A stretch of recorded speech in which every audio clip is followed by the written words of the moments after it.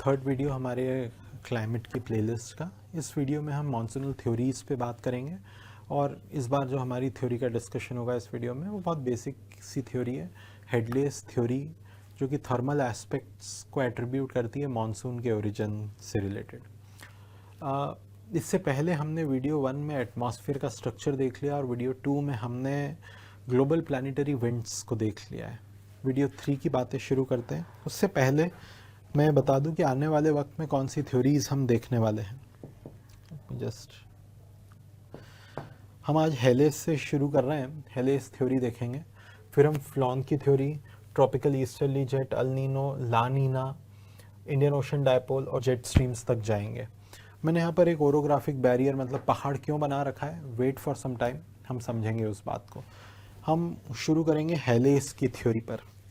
Let us start with Halley's theory. एक quick बात पिछली क्लास की हेलेस थ्योरी पर आने से पहले कि earth, equator, tropic of cancer, Bharat कुछ ऐसा बैठा हुआ है, राइट। ग्लोबल प्लानिटरी विंड्स हमने देखी थी, उसके अनुसार जो विंड्स का मूवमेंट है हमारे भूमि के हिस्से पर औसत साल भर ऐसा रहता है, मतलब भूमि से पानी की तरफ, क्योंकि ट्रॉपिक ऑफ कैंसर और इक्वेटर के बीच जो हमने विंड्स पढ़ी थी वो थी ट्रॉपिकल ईस्टर्लीज, ईस्ट से वेस्ट जाती हैं। तो भारत की भूमि से पानी पर हवाएं चल रही हैं, ये तो बरसात लाने में सहायक नहीं होंगी। क्यों? क्योंकि बरसात तो जब पानी से भूमि पर हवाएं आए तब बरसात होगी, तब नमी आ पाएगी। यहाँ पे तो भूमि से पानी पर हवाएं जा रही हैं तो नमी आने की संभावना ही नहीं दिख रही। तो फिर भारत में बरसात होती तो है, लेकिन उसका कारण क्या है? फॉर श्योर हवाएं पलटती हैं। एक ऐसा वक्त आता है जब जो ये नीली हवाएं आम तौर पर होती हैं ये अपना रुख बदल लेती हैं। भारत की भूमि पर हवाएं समुंदर से भूमि की तरफ चलने लगती हैं। ये साल भर तो नहीं होता, ये 4 महीनों के लिए होता है, जून, जुलाई, अगस्त और सितंबर। ये जो 4 महीने हवाओं के द्वारा अपना रुख बदल लिया जाता है, इसी सीजन को हम कहते हैं monsoon. The reversal of winds is known as monsoon.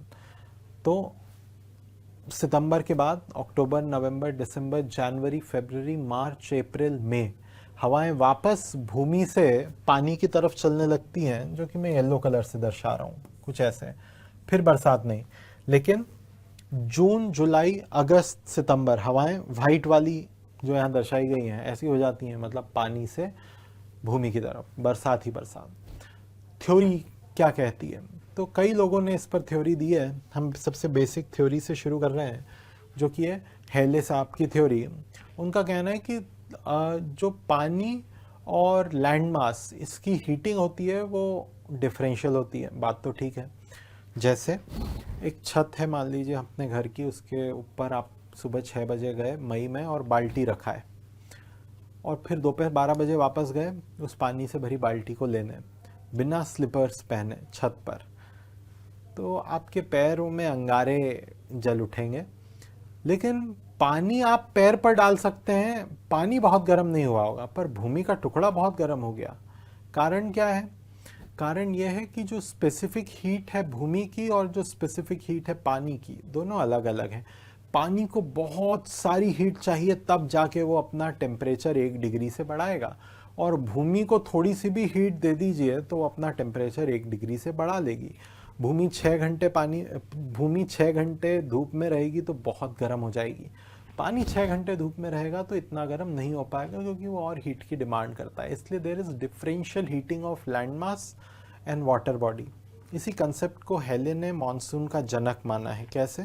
हेले कहते हैं कि जब ठंड होती है तो पानी उतना ठंडा नहीं हो पाता जितनी भूमि ठंडी हो जाती है। जो चीज़ ज़्यादा ठंडी वो ज़्यादा हाई प्रेशर पे, जो चीज़ कम ठंडी वो कंपैरेटिवली लो प्रेशर पे। हवाओं के चलने का सिद्धांत है from high pressure to low pressure, इसलिए आमतौर पर हवाएं कुछ इस प्रकार चलती रहेंगी और भारत में बरसात नहीं होगी। हवाओं को नाम उनके ओरिजिन पे दिया जाता है। यहाँ पर हवा लैंड से आ रही है तो इस हवा को हम कहेंगे कि लैंड ब्रीज है।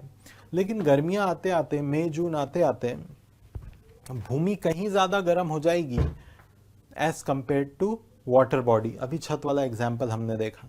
तो चूंकि भूमि ज़्यादा गर्म है तो भूमि पर जो प्रेशर है वो लो प्रेशर है, क्योंकि हवाएं गर्म होकर ऊपर उठ जाएंगी, लेकिन पानी तो इतना गर्म नहीं हुआ है गर्मियों में, उस पर कंपैरेटिवली हाई प्रेशर है।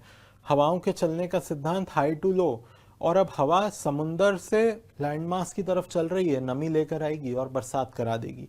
हवा को नाम उसके ओरिजिन पे दिया जाता है, यहाँ हवा समुंदर से आ रही है तो इन हवा के झोंके को हम समीर ना कहते हुए हम सी ब्रीज कहेंगे। हवा का झोंका सी ब्रीज। तो गर्मियों में हवा समुंदर से भूमि पर आ रही है, ऐसी हवा को हम कहते हैं ऑन शोर, और जो हवा भूमि से समुंदर पर जा रही थी उसको हम कहते हैं ऑफ शोर। हेले साहब का कहना था कि ये जो सी ब्रीज है, जो नमी भरी हवा समुंदर से आ रही है भूमि की तरफ गर्मियों में, यही मॉनसून है। लेकिन फिर लोगों ने पूछा कि हेले साहब ये बताइए आप कि ऐसा क्यों होता है कि केरला में ही सबसे पहले बरसात आती है, कर्नाटक में उसके बाद, महाराष्ट्र में उसके बाद, इंदौर में उसके बाद, दिल्ली, पंजाब और हरियाणा में सबसे अंतिम दौर में, और जब जाने की बात आती है बरसात की तो पंजाब हरियाणा से पहले चली जाती है और केरल से सबसे आखिरी में जाती है। अगर ये हवा का झोंका है तो एक साथ आए ऐसे यहाँ पर, ऐसा क्यों पहले यहाँ फिर यहाँ फिर यहाँ फिर यहाँ, और जब जाता है ये तो सबसे पहले बरसात ऊपर होना बंद होगी, फिर यहाँ और सबसे आखिरी में केरल में होना बंद होगी। उनके पास ज़्यादा जवाब नहीं था। फिर उनसे पूछा गया चलो कोई बात नहीं, एक सवाल नहीं आया तो थ्योरी तो आपने पहली वाली अच्छी दी, पर दूसरा सवाल हो सकता है आप दे दें जवाब। दूसरा सवाल उनसे पूछा गया कि ऐसा क्यों होता है कि कभी कभी जुलाई में अच्छी बरसात हो जाती है, अगस्त सूखा निकल जाता है और सितंबर में फिर अच्छी बरसात हो जाती है। इसका भी वो जवाब नहीं दे पाए।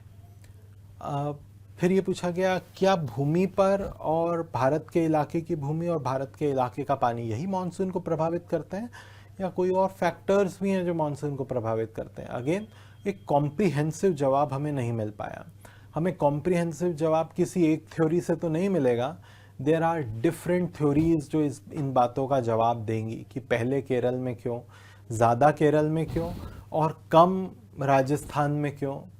We will look into different theories which are more scientific and will give more answers regarding these questions which were unanswered by Halley. But Halley, to begin with, was a good example and good explanation regarding why monsoon arrives the way it arrives. हम और theories पर बात करेंगे, हम अगली theory पर अगले video में बात करेंगे, फ्लॉन पर। Thank you so much.